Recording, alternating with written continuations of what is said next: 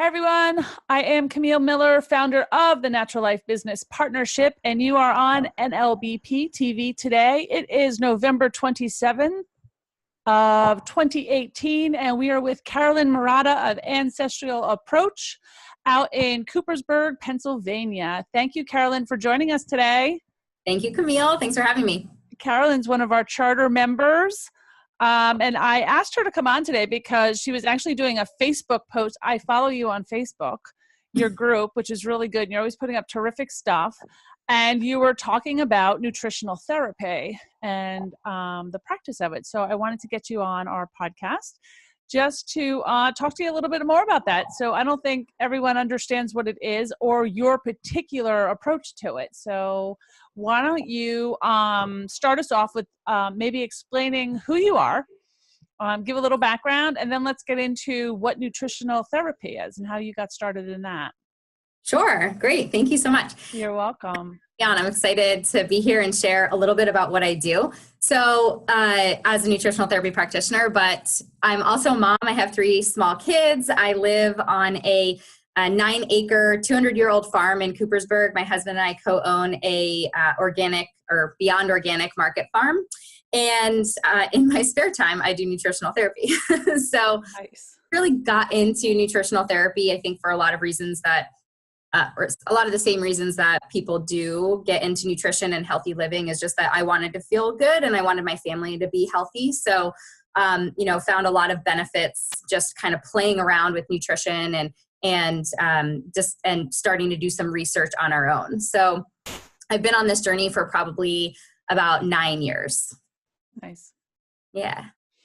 And I had forgotten about the whole organic farm, and that's probably a piece of what got me interested because my background was in organic agriculture, which kind of got me into where I am today, running this whole thing because it started in organic agriculture and the food system. Yep. So tell us about nutritional therapy and what that means to you. Sure. So, what a nutritional therapist is, a nutritional therapy practitioner, we're certified through the Nutritional Therapy Association, and we're trained in the foundations of health. Or how the NTA defines it. So that's 5 things, 5 pillars of health. The first is a nutrient-dense whole food diet of properly prepared foods, digestion and elimination, essential fatty acids, fat is good for you, we need it, sugar handling, and mineral needs. So we use those foundations to assess a client's symptoms, and we do that by a full health history. We go through, where they've been, what they're looking to achieve. We do a over 300 question online questionnaire. It's called a nutritional assessment, or NAC for short. Mm-hmm. And that dives deep into all the organ systems and how the client is presenting based on what they're experiencing in their life. Maybe they have rashes or gas or bloating or whatever it is, energy, problems with energy. And then we use that nutritional assessment questionnaire with, when we meet with clients in person, a functional evaluation and lingual neuro testing. And so all of those things combined give us a really holistic picture on what is going on with the client and how we can address those things on a bio-individual level. So we're looking at how do we help someone with a template that's going to work for them. It's not a one-size-fit-all approach. When you talk about the testing, is it like a questionnaire about what bothers them, or if they're bloated, or if they find rashes, or is it actually like a physical test? Are you taking blood? What kind of testing is it? So it's 2 things. It's a 300 question questionnaire that's online. So set aside some time to get that done. That's serious. Go ahead. At least it's online. So that's like, do you get headaches in the afternoon? Do you need sunglasses during the on bright days? Digestion questions, energy questions, all kinds of stuff, anything like that, covering all the body systems. And then the other piece when I meet with a client in person is the functional evaluation. So that's a hands-on evaluation. And do you want me to tell you a little bit about that? Yeah. Yes, I do. So the functional evaluation allows me to identify the specific organ systems that are under stress and then prioritize support accordingly. So every system in our body is surrounded by a network, whether it's a neuro network, a vascular network, or a lymphatic network. And when those organ systems become stressed, the blood or the lymph or both is shunted to these networks in an effort to basically draw nutrients to those organs to support the organ. And so when that collection of fluid happens, it registers as tenderness in the body. So what I do with the functional evaluation is I complete a series of palpations and I identify tenderness points. So some of the palpations I do, for example, would be like the stomach duodenum or the liver gallbladder point. And so I palpate those 2 points. I'm pointing at them right now. They're in between your ribs. And ask the client to give me a tenderness rating on a scale of 0 to 10. 0 being no tenderness at all, 10 being I'm pressing on a bruise. And then I use those hot points to then go into a lingual neuro testing process. And can I ask what that process is like? So, because now I'm really interested. Okay. So I figured I'd pause for a second. So yeah, no, it's great. So if I palpate your stomach duodenum point and you say that is a 10, back off, or maybe it's only a 5. Then I can go to my toolkit of nutrients and do this process of lingual neuro testing. And I might pick out a gut healing nutrient or maybe just lemon juice. I could use foods with this process. And what I'll do is put that supplement or food in the person's mouth and tap into that innate intelligence and the ability of the body to discriminate between what it needs and what it doesn't need. So I put the supplements or the nutrient in the mouth, wait seconds, about 15 seconds, and go back to that stomach point and see if that tenderness has gone down. And so what will happen is it will, and the person will say, how the heck did that happen?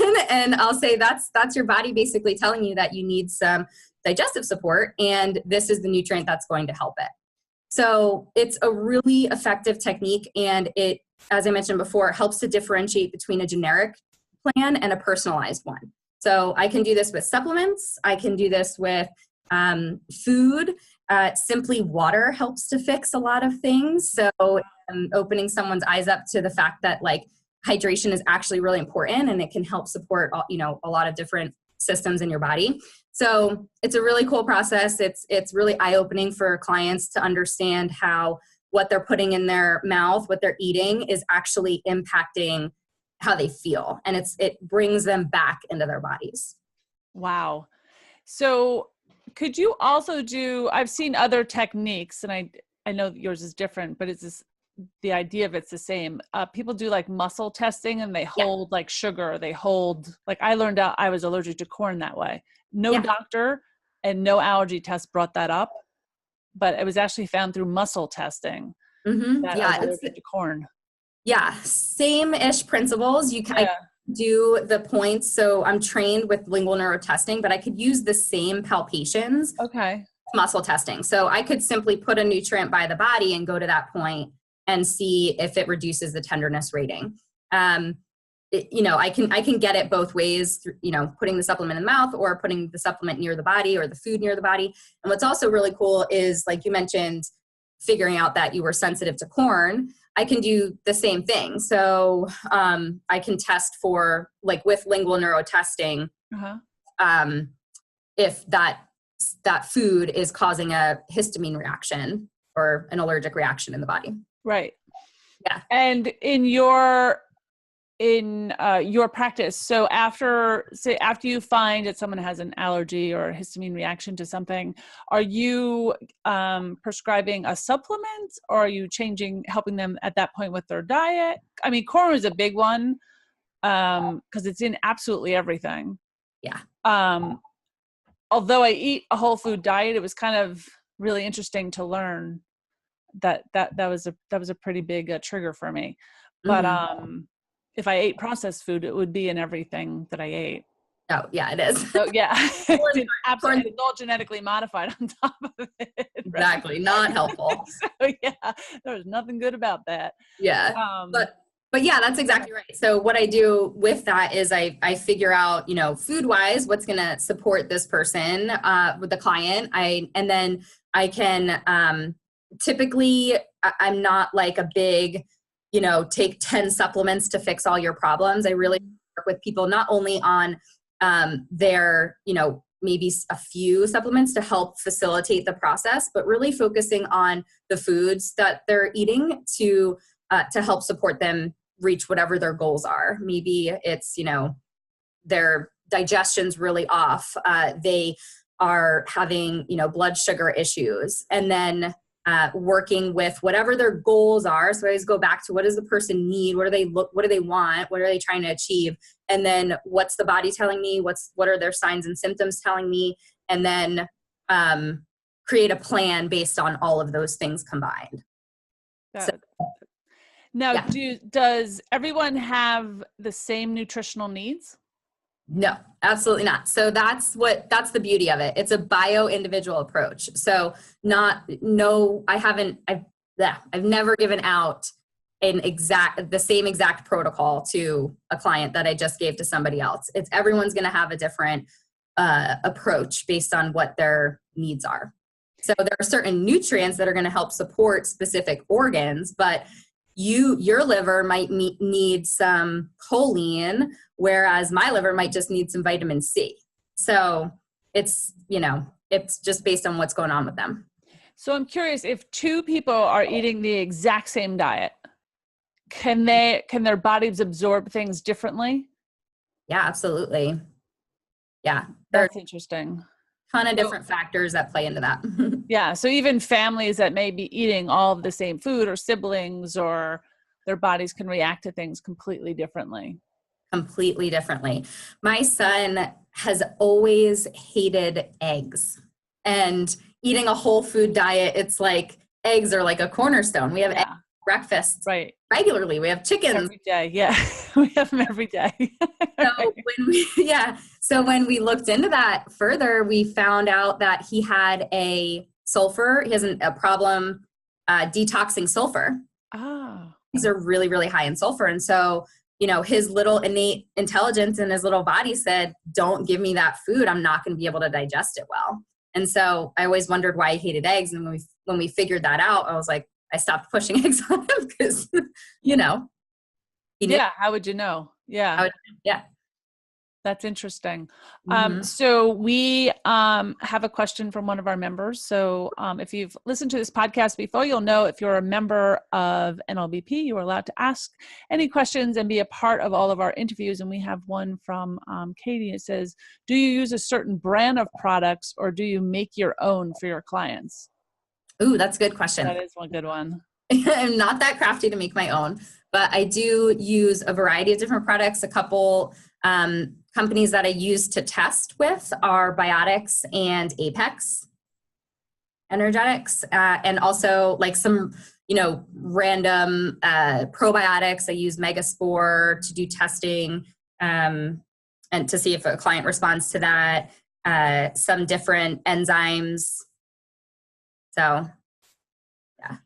So, just to broaden on that question a little bit, all of the like supermarket supplements and the many, many ones are out there.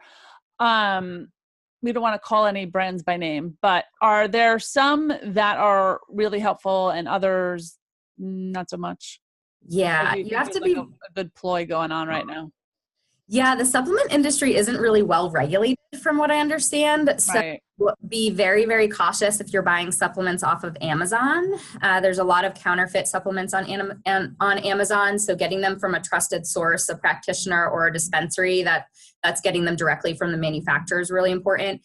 Knowing how the manufacturer processes their supplements. There's just so many, and it also depends on the supplement itself. So if you're getting a fish oil, you really want to make sure that it's a high quality fish oil. You want to make sure that they're taking precautions to make sure that the oil is not damaged before it's even getting into the bottle and storing it properly. So yeah, there's There's definitely some supplement companies, I won't name them now, that I probably wouldn't recommend. But in general, I say, like, don't get your fish oil at Costco. Right. If you're buying bargain supplements, they're most likely not good quality. Yeah. You get what you pay for. And in food and supplements, treat your body like a temple, right? Exactly. And I also look for like organically certified and make sure that there's not a lot of junk in there. Right. You want to look for fillers. If you have any food sensitivities, make sure they're not adding anything like that in there. Like, gluten or dairy or soy, corn, those are added a lot as fillers. Yep. Yeah. All right. And your particular approach, when you call it ancestral approach, I'm assuming that there's a lot of ancient wisdom behind there. What's that all about? Yeah. So really, well, I got into nutrition, I should have mentioned before, through the primal diet. So, and kind of got into ancestral health and just understanding how we are primal beings living in a digital world, right? So misaligned with our DNA. We are not used to all of this blue light, the environmental stressors that we bump into all the time. So the way that we move our bodies, how much sleep we get, the lack of time we get in nature. So an ancestral approach takes into account the food that we're eating, but I also talk to my clients about movement, the kind of movement they're getting, the sleep they're getting, how they're managing their stress, reducing their toxic burden, and making connections, because all of those things play a huge part in overall health. So I'm not just talking about nutrition, I'm talking about what are the lifestyle factors that are going to help you with your goals. And I'm writing stuff down. You spoke about the lifestyle. I'd love to talk about that a little bit, especially sleep. Yeah. So many Americans just really don't get enough sleep, right? Yep. I don't know why we don't value it. And I think it's one of the most important things we can do to our body for it to repair from everything that we do. So especially like your cortisol levels and things like that. Can you talk a little bit about how sleep deprivation or not enough sleep, how that can change your metabolism or how your body absorbs food? So a couple things come to mind right off the bat.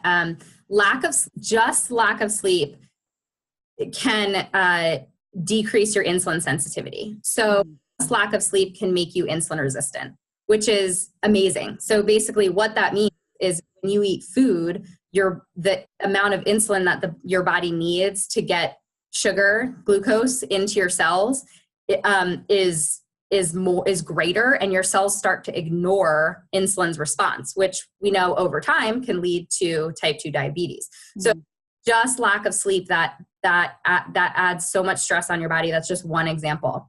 And also when we sleep, we're not only detoxifying our all the toxins that we run into, whether they're in our food or in our environment, but we're also detoxing emotions. So I don't think a lot of people think or read about that. So we know the power of sleep on, rejuvenating our cells, but we're also processing all the stuff that we went through during the day, right? And when we can't do that, that emotional burden sort of can build up and over time, cause additional stress.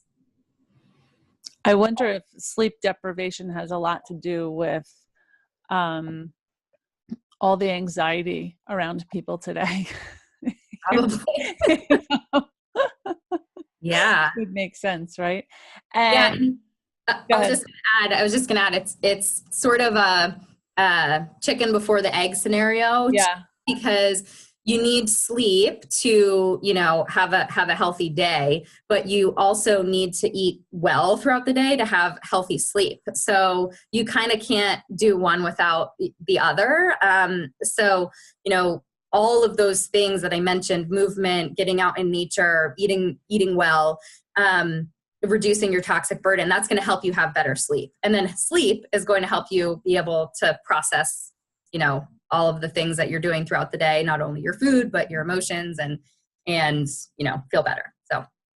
And how about exercise? Yeah. So what about exercise? Well, I don't think you need crazy exercise. And as I've gotten older, and I was a college athlete, I did triathlons. I was the crazy athlete. And actually, as I've gotten older, I feel healthier, not killing my body like that. Like I eat as whole as I can, and not to say I don't have bad times, but when I eat well and whole and stay in that place, I have so much energy. I actually can't drink coffee. Mm, And I can tell when I'm off because I immediately want coffee. wow. But exercise, as long as I'm doing something, like I prefer to hike now than ever do a triathlon again. Yeah. And stuff like that. So I was just curious on your take on the need for exercise, but what type of exercise or. Yeah. So that's a really good point. And that's also something that I really customize based on what the client's going through and what they're, Mhm. so I don't really work with a ton of athletes actually. Every now and then I'll get an athlete, and a lot of times they're probably harder to work with because sometimes what happens is they're overworking their bodies, which is causing stress, which is making, a vicious cycle of being, their energy's dipping, their adrenals are, zeroed out, and they're kind of coasting on fumes because they're working out so hard. So I really try to, advocate for movement, gentle movement. I work with a lot of people that are dealing with blood sugar handling issues. And sometimes the best thing is just gentle movement and not adding additional stress and to the body. So walking, yoga, stretching, hiking, doing things that you love to do, gardening, getting out in your yard, being in nature as much as possible. So sometimes I will recommend some heavy lifting, but it just all depends on what the person's going through. So as natural movement as possible. And in a lot of cases with the clients that I see, low intensity. Very good. Yeah. Excellent. I'm trying to think what else our people listening to this might be thinking. Like, what? So this approach, of course, I've heard of it before. So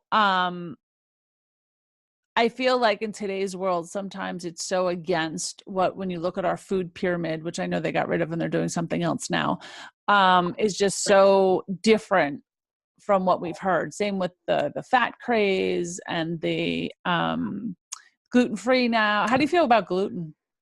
How do I feel about it? Very good. Yeah. In your diet. So I think what I'm asking, I do want to know the gluten question, but in your diet, there's so many things that we don't do today.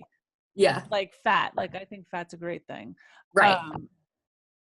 So that's really where I was going with it. But go ahead. Yeah. A lot of times it's about like untraining people's perceptions of what healthy is. So when I ask, what is your typical day like? Oh, I eat really healthy, and then it's a lot of low fat, and that's just kind of what we've been told: healthy whole grains, right?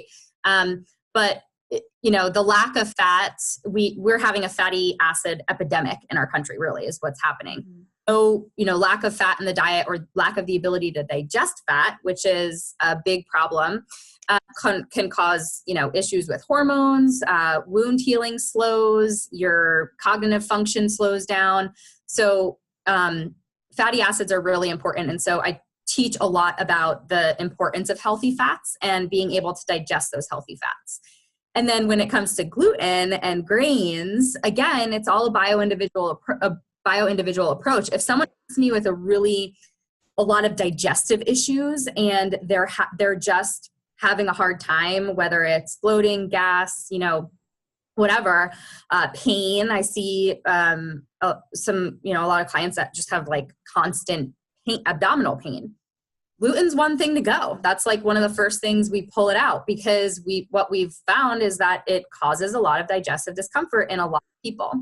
And so our food supply has changed a lot, and there's gluten in everything. And it's a different food now. It's a completely different, DNA makeup as it did even 100 years ago. And I think what people don't understand, it's not just that, wheat's wheat and it is what it is. It's different. It's a different food.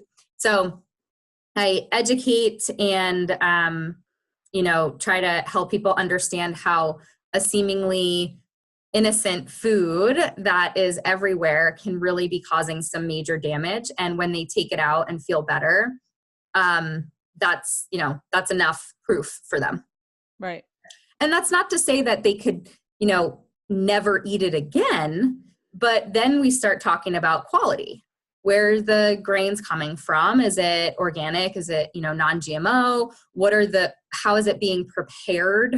Part of the ancestral approach and what the NTA teaches is about properly prepared grains. So in all cultures, we properly prepare our grains. They're soaked, sprouted, fermented, and those processes help make the food easier to digest. We don't do that today. If you walk down the bread aisle in the grocery store, there's 50 different brands of bread that are produced, and I don't know how long it takes to produce a loaf of bread in a manufacturing facility, but I would imagine they're not soaking, sprouting, or fermenting unless, you're getting Ezekiel bread or something like that. So, those processes help break down the grain so that it can be more easily digested, and the nutrients in that grain are more available, more bioavailable. So when we do that, and when I talk to people about that and explain that process, it really helps. I actually took a grain class a long, long time ago. And it was all about ancient grains and what had changed and what has changed in our wheat crop. Now we monocrop. We used to be a multi-crop that was much different, even in my childhood. So 50 years ago. Yeah. Much different than today. And I do hear a lot when people go to Italy and other countries that they don't have the sensitivity that we have here, and they can go to regular bakeries and have bread, and it's a completely different grain. And it's probably the soaking of it. Yeah. And the culture of how, yeah. Exactly. What else is added to it? Monocrop here, which is right. Not good for us. Yeah. Yeah. You can find local farmers. There's a local farmer around here that grows grain, and it's non-GMO and, organic, and you can find it. It's a little bit harder to find, but if you do, that's like, a gold mine. If you have a bread maker at home, go to town. Absolutely. Absolutely. So, what is some of the biggest questions you get from, like a new client or someone who's brand new to all of this? Oh man, it's usually about convenience. Convenience is king. What we're talking about can be a major shift for somebody. Cooking food in the kitchen. I think I was reading the other day, the average time that people spend in the kitchen is 27 minutes and 4 minutes on cleanup. And so, 4 minutes on cleanup, it takes me a lot longer to clean my kitchen up after I cook a meal. So that cleanup time is not from a nutrient-dense whole food diet. It's probably crumpling up the box that their food came out of. So, right. So that's convenience and how to prepare simple, easy things that they can, grab and go or, mix together for their family or themselves so that they could actually make the recommendations work. So I actually just spend a lot of time brainstorming what someone's habits are in the kitchen, what their day looks like, and then trying to fit the recommendations that I'm making to their lifestyle. Because if that doesn't happen, then, they're not going to be able to implement the changes. Right. So if someone had a family, like you do too, you have family and young children and you're sending them to school, what's like a great snack or a lunch that you can send with them? Because I think the school lunches can. Yeah. I think it's awful. I'm not going to tell you what I think. But I did an, I think I that's did half an, of our problem in school, the lunch that they're eating. But yeah. yes, I did an analysis of my son's school lunch or program, and Right. he was going to before and after care at the time. So I looked at the before care snack, the lunch that's available, and the aftercare snack, and it was like 27 grams of sugar throughout the day, or 30 grams of sugar, something like that, before they even got home for dinner. Yeah. That was crazy. So lunches for kids. So I don't get crazy creative with my kids' lunches. It's normally leftovers from dinner. So Yeah. this week they had yesterday's, their lunch was we had like a ground turkey with black beans, white rice cooked in bone broth, and my husband probably cut up an apple and threw that in there. So we do leftovers from dinner. That works for some kids. For other parents, I usually, outsource those ideas to other people on the internet that are, have blogs that have a ton of different ideas. I just try to, in my house, we try to keep it simple, and we do one pot meals as often as possible, and the kids get leftovers from dinner for school lunches. And then occasionally we'll do like a grass-fed hot dog or something like that. I love the one pot meals. Oh, yeah. So are you good with beans and things of that nature? Yeah. Is that part of your, okay. It depends. We do beans. Actually, that was an odd addition to our dinner, but maybe once every other week we'll have a bean of some kind. It's not a staple, but yeah. Okay. So you mix it up. Mix it up, yeah. Okay. So I just want to, if anyone else that's listening to this interview wants to ask a question, please put it in the chat box and we will ask Carolyn. But otherwise, I want to thank you for your time. Is there anything I missed that I should have asked you? No, it's always like a really good question. Is there something I should have asked you? I think we covered it all. Oh, well, I mean, where to find me maybe? Yes. We always Business end that. If someone wants to follow up with you, because this will be on our audio podcast and it is released later on our video YouTube channel, and it's internet, it's there for life. So if someone wants to reach you, what is the best way for them to contact you after this? So the best way to contact me is really my website. It's ancestralapproach.com. Carolyn's Ancestral Approach on Instagram or Facebook. If you just search for Ancestral Approach, you'll find my Facebook group, the Facebook page. You can message me, and those are the best ways. I am taking one-on-one clients, and I also teach a group class, but the next class isn't starting until the new year. Okay. And when this goes up, if you're listening to this on replay or later, if you go into the notes of this show down below, Carolyn's information for contact will be there, and so will her website. So awesome. You can always contact her there. Well, Carolyn, thanks so much. This was actually a terrific interview, and I thank you. I know it's late night, but I really appreciate you coming on and talking about your business and spending this time with us. Yeah, thank you so much. This was great. Thanks.